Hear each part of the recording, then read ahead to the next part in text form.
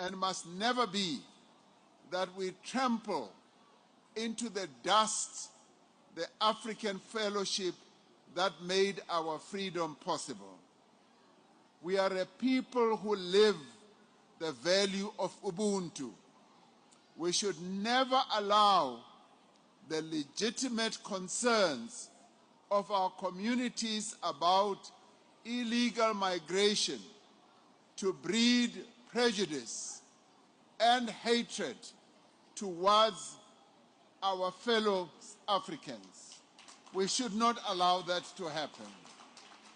Yes, we all have concerns, as many other countries in the world have concerns about undocumented and illegal migrants.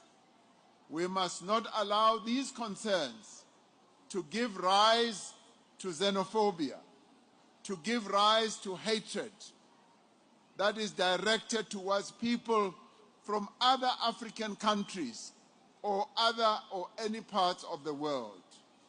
We are South Africans. We cannot be driven by hatred towards others. Others gave us compassion. They gave us support. And we cannot be driven by hatred towards them. Instead, we must insist that the law of our country be upheld and enforced.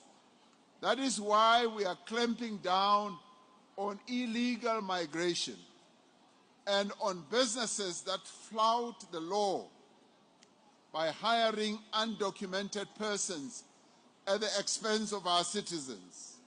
I spoke about this during the State of the Nation address. We are actively rooting out corruption in our immigration system. We know that a number of people who have come in illegally into our country were allowed by some, not all, officials who have had corrupt tendencies. We will not allow people to take the law into their own hands. We extend hospitality to those who are guests in our country with the expectation that generosity is honored with respect for our society and its laws. And we say to those who are here legally, respect us as South Africans, respect our laws, respect our conventions and our traditions, as you would want us to respect the laws and traditions of your own country. As a nation that defeated colonialism and apartheid through international solidarity, we carry a responsibility to advance constitutional values beyond our borders.